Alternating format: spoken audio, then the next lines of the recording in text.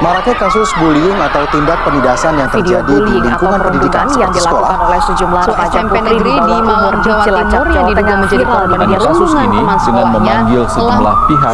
Bullying merupakan ekspresi menyimpang pada anak dalam upaya pencarian jati diri. Peran pendidikan di keluarga dan sekolah sangat diperlukan sebagai penyeimbang.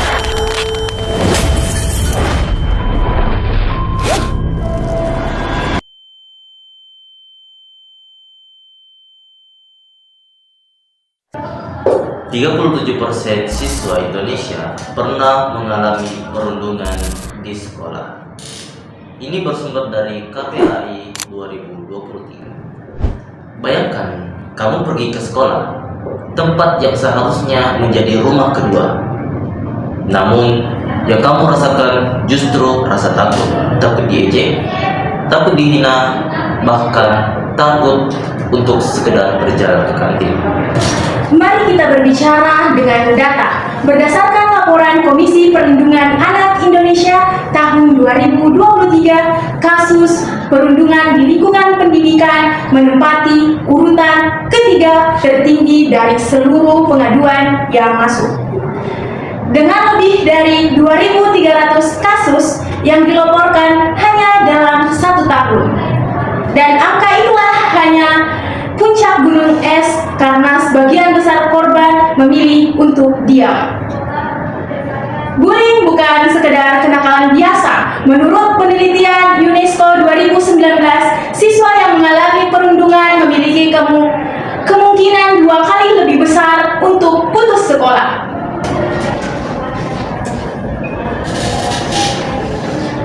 Poin pertama yang perlu kita pahami bersama, bullying secara langsung mengubah proses pembelajaran. Seorang siswa yang setiap hari diejek di kelas tidak akan mampu berkonsentrasi pada pembelajaran. Pikirannya dipenuhi oleh rasa malu, cemas, dan pertanyaan, apa yang mereka akan lakukan pada saya hari. Riset dari Journal of School Health pada tahun 2020 menunjukkan bahwa korban bullying rata-rata mengalami penurunan nilai akademik sebesar 20 hingga 30% dibandingkan teman-teman sebayanya. Lebih jauh, guru pun terdampak.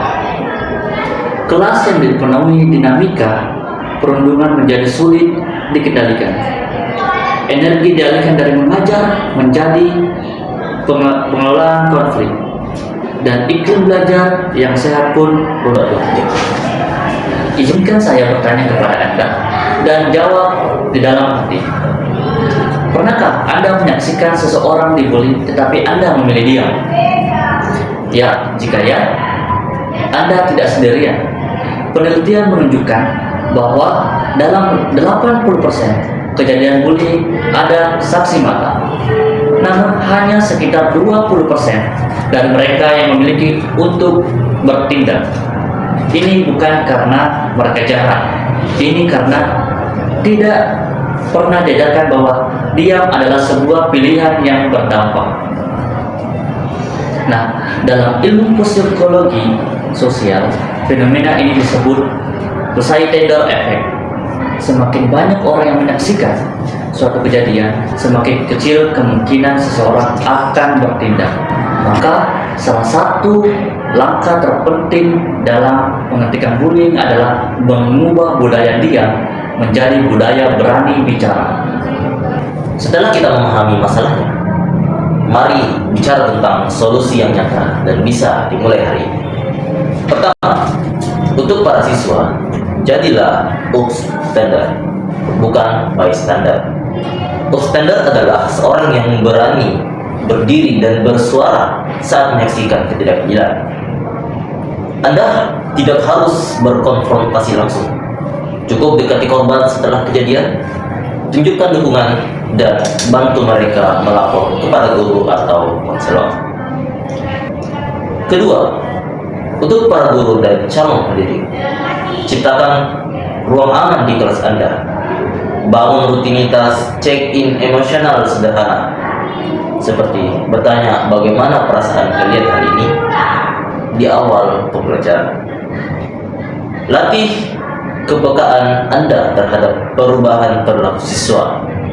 Misalnya siswa yang tiba-tiba menarik diri, siswa yang tiba-tiba turun atau sering absen tanpa alasan yang jelas.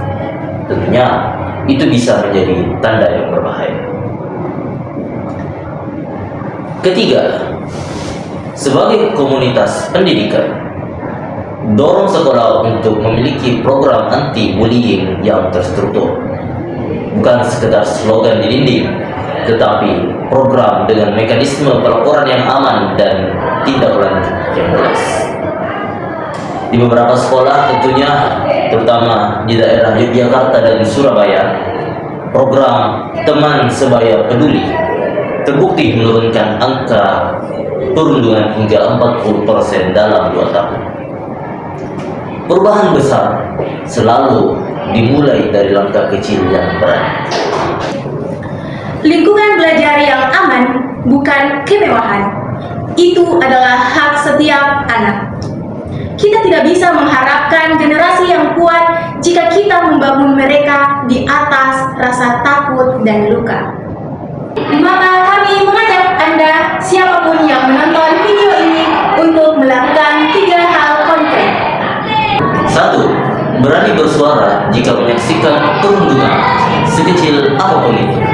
2. Periksa seseorang di sekitar Anda hari ini. Tanyakan kabarnya dengan bersungguh-sungguh. Ketiga, bagikan video ini kepada 1 orang yang Anda percaya. Karena Sekolah aman bukan mimpi. Itu pilihan yang kita buat bersama setiap